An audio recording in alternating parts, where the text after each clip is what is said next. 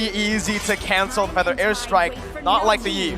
Yeah, Benedetta and Yuzong will be the choices now for Incendio Supremacy. I think I'm favoring the Benedetta ban as it is a hero that can actually win a lane against the glue in a way, because you can just go to the backlines and be okay. Maybe this is something that MDH Esports will be considering later on. For now, XP should be the priority for bans when it comes to Incendio Supremacy's draft.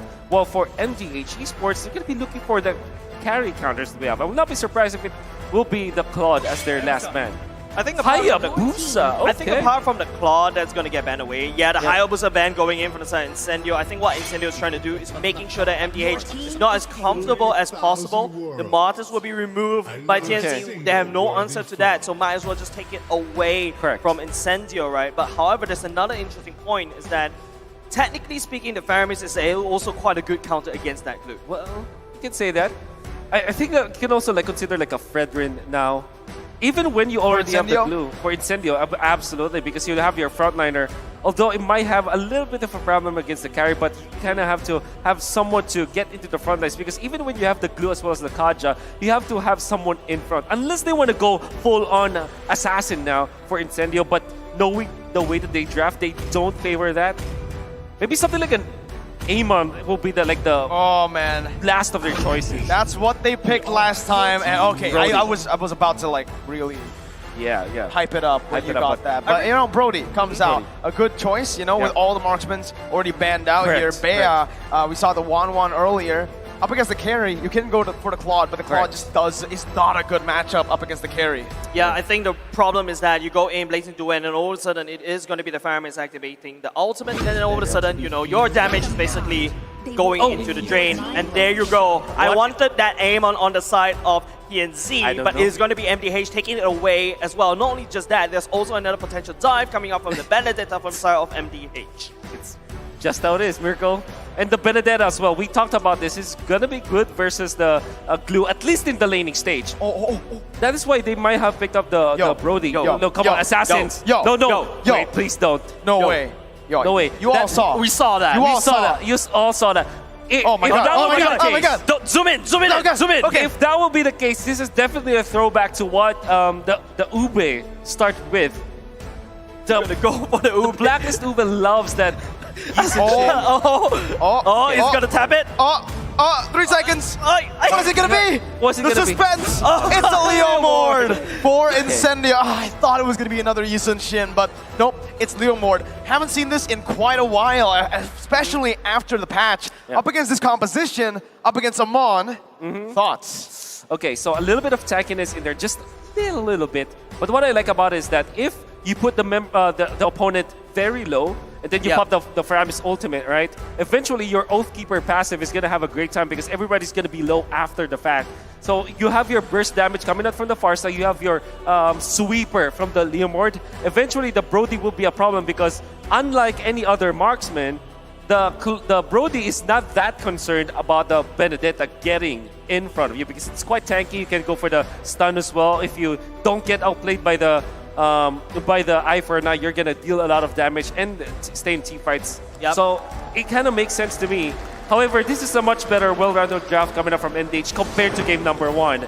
I wonder if their team fight is as good as what the draft promises. With that said, ladies and gentlemen, we are at match point. Incendio looking to send MDH back home to Vietnam, but will MDH bite back? We have to take a look at game number 2. They have to bite back, right? It's now or never. If you're MDH, there are no more chances. This is it. It's knockout time. We're going to be trying to force the retribution, but already with the leash coming up from the carry, it will be no problem at all for the Amon. And so far, Incendio Supremacy have been clearing the way much faster than MDH. I wonder whether the first rotation it will be. Seems like they are considering the purple buff, but knowing that the Faramis is going to be a problem, they will just back down. I feel like Farsa has a really strong early game, right? Your first skill or second skill basically do a lot of damage. You can easily shove the wave and then start to rotate. And to help her rotate even faster, there's always that wing by wings. And I really like how, Wolf, you're talking about they need a cleanup crew. Yeah. We're all thinking, you know, Assassin to go back to the backline, clean up, and then move away. technically speaking, an Amon can only target one person to burst him down. Yes, there's some collateral damage with the ultimate, but I want someone that could consistently go in and clean up. Therefore, that's where the Leomord comes in. So I really respect what Incendio Supremacy has done, but for now, it feels like a party happening at the bottom side. No, it's a lot of members from MDH. Yeah, man. Are they even like trying to concede the early turtle fight? This amount of people that they're deploying here, Nard might be there for the follow, but Apex 47 will not bite the bait. This is why the glue is meta. So oppressive, and with Rosa coming in, and Tienzi out of nowhere with the Phantom Steed just riding along, picking up first blood over in the XP lane. Yep, just picking up something that he is supposed to do. Basically, that's why I was looking for the cleanup, right? Incendio, what their gameplay is to burst people down and then leave it up for TNZ to clean it up. But now Joga is already landing down as much shots as possible on that turtle, looking to use the ultimate on top of someone. Right now, MDH has to try to forfeit, but oh no, it's enemy Apex walking the wrong way. Oh, those are the shards. He's going to be able to burst Apex down. Now TNZ caught, has the retry, picks it up, backs away. It's a kill, traded in over for the turtle. So Incendio Supremacy bought time because they know that without the purple buff, without the ultimate, Joga will not have that much presence in the turtle fight. White! Rosa with the airstrike is able to survive, out-damaging, need my help, and Nart.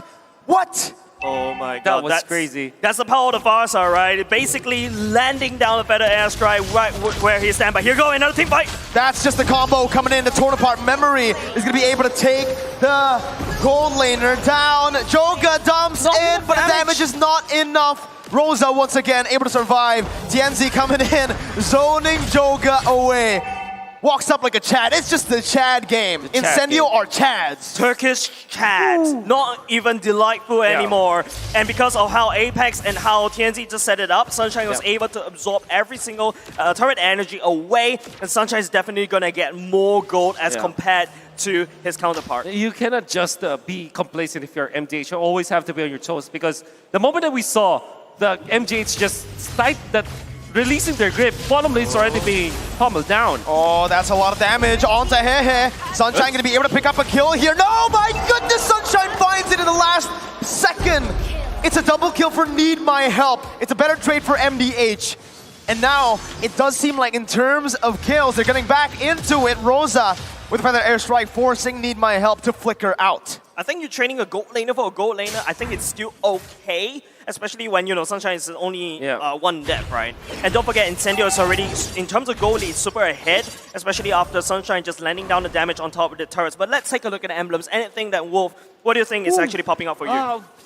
I think the choice coming out from the Brody this time, which is the killing spree. The Divine Judgment onto Joga. Nart able to save his jungler with the Tyrant's Rage. But just like that, no retribution on Joga. And that means it's a free turtle over for the Turkish Incendio Supremacy. So timing. The killing spree choice now for Sunshine is totally different from the Brody that we saw earlier on with the Weapon Master, right? So I would assume that there will be a time where Incendio Supremacy will snap and activate that Turkish Delight once again. Maybe in the mid game, maybe around 7-8 minutes. We're going to be grouping up together, want to try to outrun MDH and just take the turrets after one another. Yeah, but it's going to be Nart engaging, bouncing ball onto Apex 47. It's a good read, but it's only onto the roamer right now. That's the Phantom Steed with the flanks and the Feather Airstrike to just melt down the Cold Altar.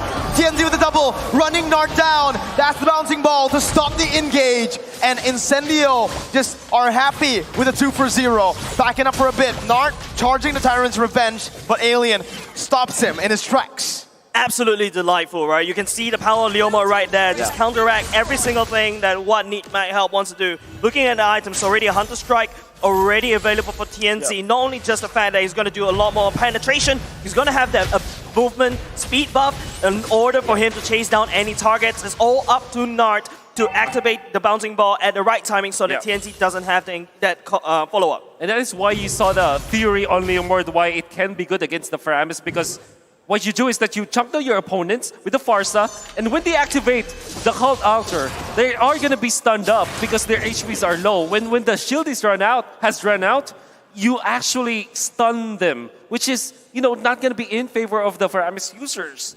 And you saw the Oathkeeper just deal so much damage against the members of MDH after the cult altar is done, and it gave a lot of map control now for Incendio Supremacy. Now they're trying to push top. Yeah, they're definitely going to push top. Sunshine Nart is actually just jumping right in front of Incendio. It's gonna fall! Oh my god, it's a fadeaway! Nart gets a Tyrant's Rage, but it's all in desperation. Apex 47 is still alive and Sunshine picks up a double. It's a dominant game. Incendio are absolutely steamrolling their opponents. Incendio is just burning MDH alive, using Sunshine as basically like a siege unit as well. They are so greedy in this one, taking not only just the turtle, but also at the top side. They are so ahead, and MDH need to find some way with Nart, find a good engage, hopefully catching Sunshine. All right, what can they do, right? If you take a look at the replay here, Wolf, tell us what they could have done better, because it feels like Incendio are just so far ahead. They're under their turrets. They already have that condition. However, they were pincered. And Nart activated the ultimate quite too late. If it had been an early ultimate usage and just sacrificed himself, it could have been totally different. But MDH are not reading what INC is doing. They're not willing to sacrifice like the smaller pieces so that their late game comp can have a strength in the late game. Nart jumps in, but it's only to get poked down. Free turret, tier 1 taken down. TNZ with Phantom Steed chasing Joga down. No, what? Then the Sharks just did nothing. Holy moly. Nothing. How? Didn't even, it took a shield out, I guess. Yeah, just that's a big problem, right? The biggest amount of damage as an assassin was just nullified by one shield. That's how far TNZ is ahead against Radiant Armor. That's why. With the Radiant Armor as almost like a second completed item, there is no way Joga can find assassination on his counterpart.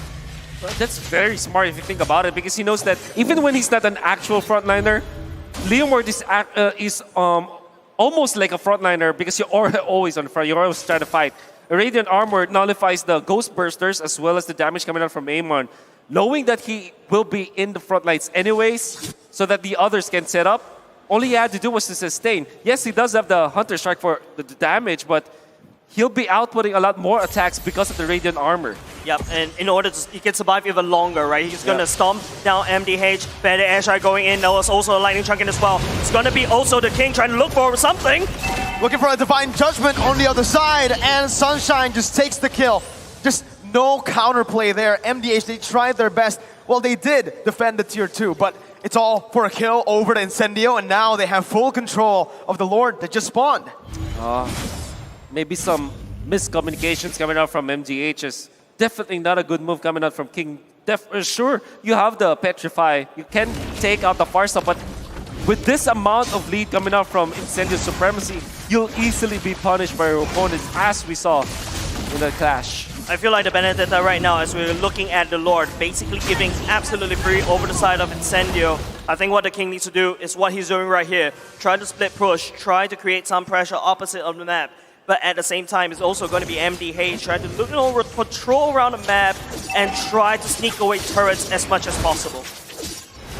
Blade of Despair already picked up by TNZ, together with the Hunter Strike. And the fact that MDH are just getting demolished by the damage output of both the Brody as well as the Farsa. This Leomord is now activated. We have not even talked much about the Kaja and how great it is against the punishment of MDH. So Incendio Supremacy have all of their ingredients together. Their Turkish delight is waiting. Siege down below. The King, 1-2 basic attacks, and he's already so low.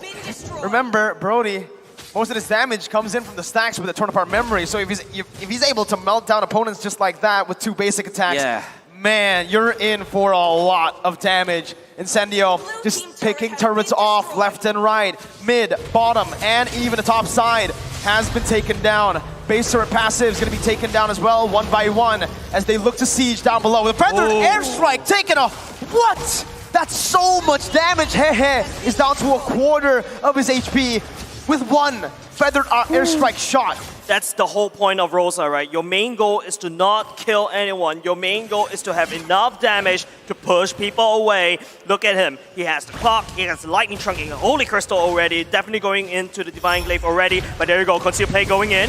It's going to be Nart charging up. Oh, Nart not going to be able to find anything here. The Phantom Steed comes in, and the Divine Judgment too. Nart pulled back to the team, but their airstrike popped in. Need my help, going to be melted down. 1 HP, he's 1 HP, but he's still able to survive. The base, however, is going to be taken very low. The King going to be immobilized. That's a Torn Apart Memory. The Endless Shard does nothing. Need my help has been slain, and so has MDH. Incendio take it 2-0. Clean sweeping. MDH. Incendio Supremacy showing supremacy in the lower brackets. They will be going up against the next challenger, which is Team Hawk. Oh, man. I am lost for words. The aggression that you saw coming out from Incendio Supremacy was because of the fact that they played the early game so well. They knew what they needed to do in the early stages. They found their openings in the turtle fights. They made sure that the bottom lane is not going to be stomped by the carry and the Faramis. They know what they needed to do. Alien was on point with the laning stage. It wasn't that he was able to stop the Benedetta from getting anything out of the map. But Farsa had his damage output intact, and Leomord played this so well.